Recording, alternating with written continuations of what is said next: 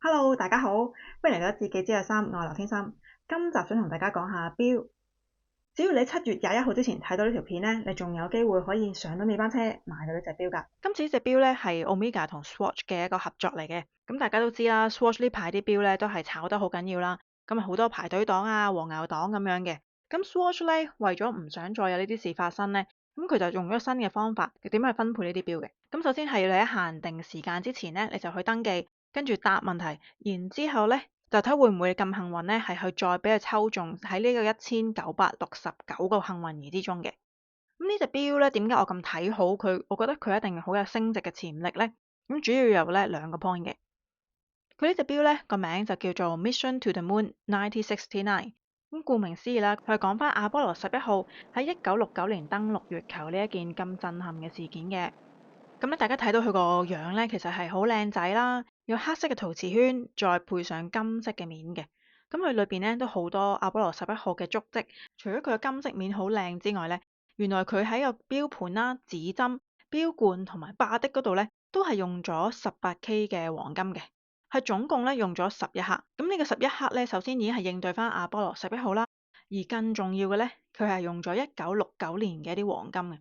Omega 喺1969年嘅時候咧，已經有用黃金去製作錶㗎啦，而今次咧就係用咗呢啲1969年嘅零件去變成嘅一啲18K 黃金。咁而更重要嘅咧，其實係我認為係呢個 point 嘅。咁佢官網都有講咧，點解呢11克嘅黃金係咁重要咧？就因為佢個價值啦。今次 Swatch 咧，佢係用翻當年嘅金價去出售呢一隻錶，冇錯，係當年1969年嘅金價去買翻呢隻錶。當年嘅11克 18K 黃金咧，大約價值就係美金11蚊。咁你相對翻瑞士法郎咧，當時瑞士法郎咧係4.31去對翻美金啦，大約係48法郎咁樣嘅。我哋睇翻而家嘅金價先。咁啊，揾翻港幣，其實而家係點啦？大約咧而家就係587蚊港幣一克嘅，11克嘅話咧，即係6400幾蚊。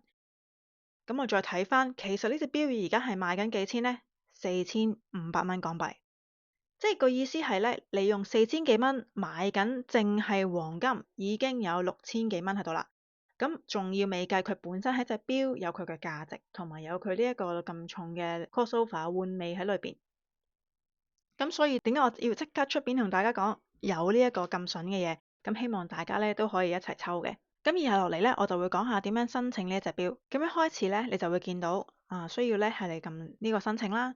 然之後咧，你喺申請嘅第一部分填一個人資料嘅時候咧，已經需要再揀究竟你喺邊一間專門店度去攞嘅。咁如果你係住喺香港嘅話咧，咁只有一間啫，就係 K11 Musea 嗰裏邊嗰間啦。然之後下一步咧，你就會有2個鐘頭15分鐘去填晒32條問題。咁之後咧，你就提交啦。7月21號結束咗幾日之後咧，我哋相信就會收到一啲 email 話俾你聽，究竟你係咪批到㗎啦。咁7月21號之後咧，記得睇下 email 啦。咁如果真係可以去買嘅時候咧，咁佢就會俾翻48個鐘頭你，咁你就喺網上面完成埋個購買流程，跟住之後咧就會可以去攞㗎啦。咁好，事不宜遲啦，有幾條問題咧想同大家 highlight 下嘅。去到第8條，登月船 ML5 登陸月球嘅 bit time 係幾多點呢？ Forward, forward, 40 feet down, 2.5, picking up some dust. Base shadow. I'm going to step off the limb. 根據歷史嘅記載，登月艙老鷹號係喺 UTC 時間1969年嘅7月20號20點17分40秒降落月球。咁乜嘢係 bit time 呢？其實係 Swatch 咧喺98年嘅時候發明咗呢套時間嘅系統咧，佢係將24小時分為咗1000個 bits，經過 AI 嘅運算咧，佢如果係以瑞士比2嘅時間為準嘅話咧，即係UTC+1嘅，其實係咁，所以咧佢運算咗個時間之後咧，個答案就係 @887。咁下一條問題咧，佢就係問 Gent 手錶款式共有幾多零件？Gent 咧呢個係應該係 stand for gentleman，即係男裝手錶嘅意思嘅。答案咧就係 A51嘅。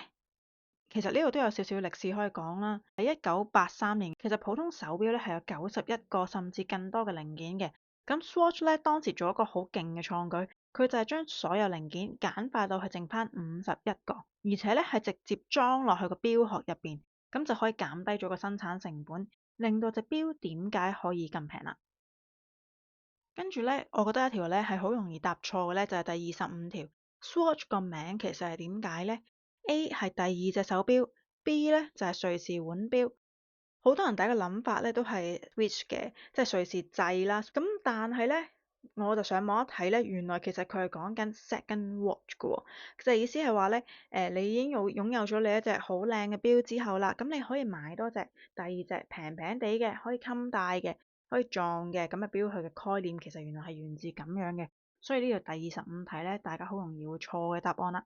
嚟到呢度條片都講得七七八八啦。咁希望咧，大家都可以去買到呢一隻心水靚錶啦。今集講到嚟呢度，記得訂閱我嘅頻道，下條片再見啦，拜拜。